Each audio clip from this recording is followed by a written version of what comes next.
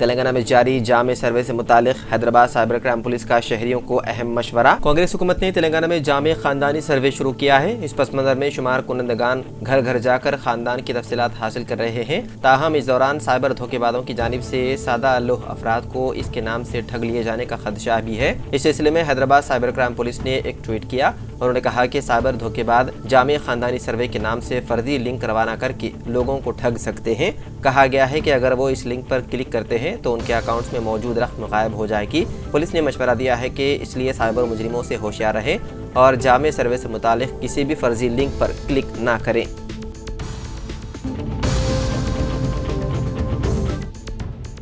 महाविकास अघाड़ी ने महाराष्ट्र असेंबली इंतखाबात के लिए अपना इंतखाबी मंशूर जारी कर दिया। इस मंशूर में मुख्तलिफ तबकों के लिए वादे किए गए हैं, जिनमें खवातीन, किसान और बेरोजगार नौजवान शामिल हैं। महाविकास अघाड़ी ने खवातीन को हर माह 3000 रुपये देने का ऐलान किया, जबकि 25 लाख रुपए तक के मुफ्त हेल्थ इंश्योरेंस की भी यकीन दहानी कराई है। कांग्रेस के सदर मल्लिकार्जुन खड़गे ने मंशूर के इजरा पर कहा कि ज़राअत, देही तरक्की, शहरी तरक्की और सेहत जैसे शोबों में 5 जमानतें दी जाएंगी। उन्होंने कहा कि महाराष्ट्र में ज़ात पर मबनी मर्दमशुमारी की जाएगी और 50% रिजर्वेशन की हद को खत्म करके तमिलनाडु की तर्ज पर निजाम बनाया जाएगा। मल्लिकार्जुन ने कहा कि मुसई खानदानों को 500 रुपए में सिलेंडर दिया जाएगा।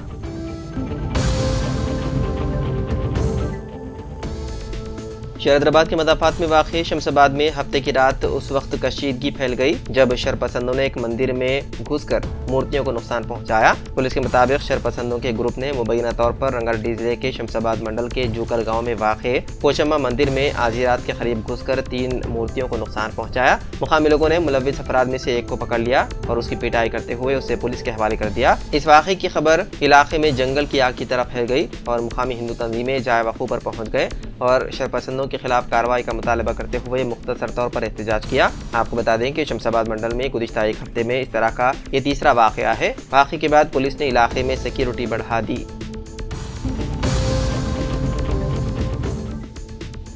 शादी की इस्तक़बालिया तकरीब से वापसी के दौरान पेश आए सड़क हादसे में दुल्हन का भाई और उसका दोस्त हलाक हो गया, जबकि दुल्हन के वालिदैन जख्मी हो गए।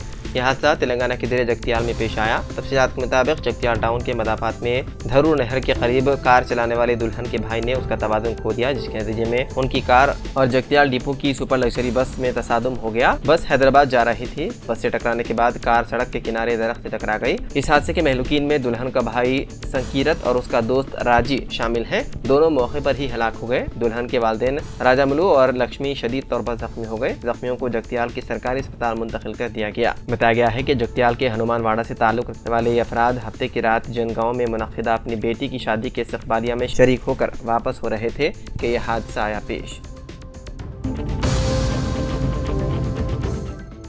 इंसानियात के मरकजी दफ्तर बंजारा हिल्स रोड नंबर 12 पर मुनक्किदा फ़िक्री निशित बजीमन 11 नवंबर आलमी यौम तालीम व यौम पैदाइश मौलाना अबुल कलाम आज़ाद से इज़हार ख्याल करते हुए सदर नशीन मौलाना मुफ्ती डॉक्टर हाफिज़ मोहम्मद साबिर पाशा क़ादरी ने बताया कि हर साल 11 नवंबर को मौलाना अबुल कलाम आज़ाद की यौम पैदाइश पर उनके एजाज़ में कौमी यौम तालीम मनाया जाता है। मौलाना आज़ाद एक अहल बसीरत और मुमताज़ स्कॉलर, आज़ादी पसंद और आज़ाद हिंदुस्तान के पहले वज़ीर तालीम थे। मौलाना आज़ाद 11 नवंबर 1888 को मक्का मुकर्रमा में पैदा हुए। उनका तारीख़ी नाम फिरोज बख्त, असल नाम मोहिउद्दीन अहमद, कुनियत अबुल कलाम और तखल्लुस आज़ाद था।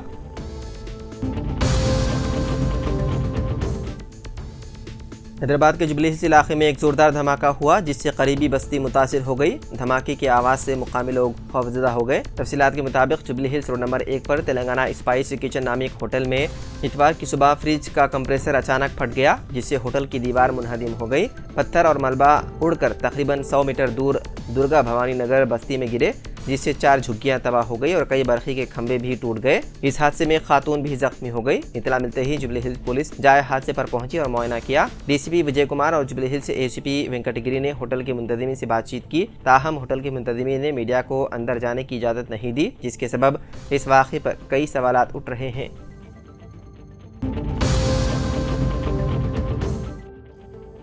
इतवार की सुबह ग्रेटर नोएडा एक्सप्रेसवे पर एक दर्दनाक सड़क हादसा पेश आया। इस हादसे में एक ही खानदान के 5 लोगों की मौत हो गई, जिसमें 3 खवातीन और 2 मर्द शामिल हैं। बताया जाता है कि ड्राइवर को नींद का गलबा आ गया था, जिसकी वजह से एक्सप्रेसवे के किनारे खड़े ट्रक में उनकी कार जाकर घुस गई। मौके पर ही कार में सवार सभी लोगों की मौत हो गई। ये मामला ग्रेटर नोएडा पार्क थाना इलाके का है। हादसे के बाद मौके पर पहुंची पुलिस ने बड़ी मशक्कत के बाद नाशों को बाहर निकाला और उसे पोस्टमार्टम के लिए दवाखाना मुंतकिल कर दिया। इस सिलसिले में मुकामी पुलिस ने बताया कि इतवार की सुबह तकरीबन 6 बजे थाना नॉलेज पार्क के सेक्टर 146 के पास खराब खड़े ट्रक में तेज रफ्तारी से आ रही वैगनार कार ने पीछे से टक्कर मार दी, जिसमें ड्राइवर की मौके पर ही मौत हो गई और 4 दीगर लोगों को अस्पताल में दाखिल कराया गया था, जहां डॉक्टरों ने उन्हें मुर्दा करार दिया।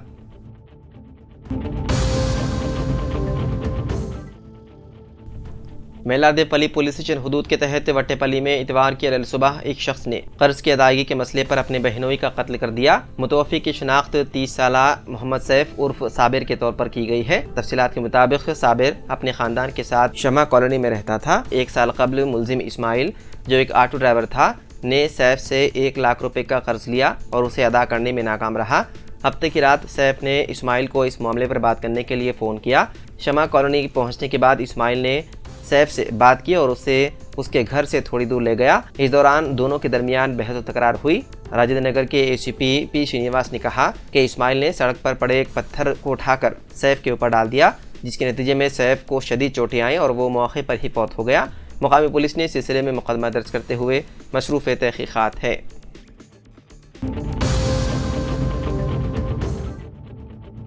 तेलंगाना हुकूमत के कांग्रेस पार्टी का एटीएम होने से मुतालिक वज़ीर आज़म मोदी के रिमार्क पर रद्द-ए-अमल ज़ाहिर करते हुए वज़ीर आला तेलंगाना रेवंत रेड्डी ने कहा कि मुल्क में 70 साल तक इख्तिदार में रहने वालों के पास अपना घर तक नहीं है। रेवंत रेड्डी का कहना था कि कांग्रेस पार्टी ने गरीबों को घर दिए, लेकिन गांधी खानदान का ज़ाती मकान तक नहीं है। जिस दिन राहुल गांधी की MP की रुकनीत छीन ली गई, उनके पास घर नहीं था जहाँ वो जा सके। उनके वालिद दादी शहीद हो गए, उन पर करप्शन का इल्ज़ाम लगाया जा रहा है। वो रकम का क्या करेंगे? वज़ीर आज़म मोदी के लिए इस तरह के इल्ज़ामात लगाना मुनासिब नहीं। रेवंत रेड्डी ने कहा कि मुल्क के वज़ीर आज़म की हैसियत से इस कुर्सी का कुछ वक़ार बरकरार रखने की वो कोशिश करें।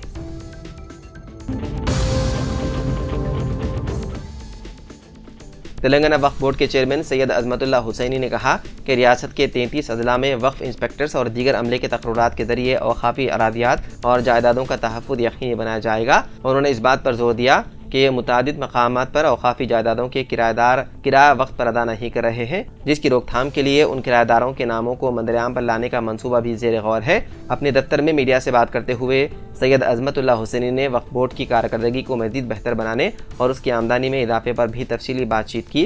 उन्होंने कहा कि इस वक्त वक्फ बोर्ड की आमदनी ज़्यादातर बोर्ड के अखराजात में सर्फ हो रही है, लेकिन मुस्तक़बिल में इस आमदनी को अक़लियतों के फलाह बहबूद के मंसूबों पर खर्च करने की कोशिश की जाएगी। हालिया वक्फ बोर्ड इजलास में 113 एजेंडे पर तफसीली मुबाहिसे हुए और कमेटियों और तौलियत के उमूर को मंजूरी दी गई है।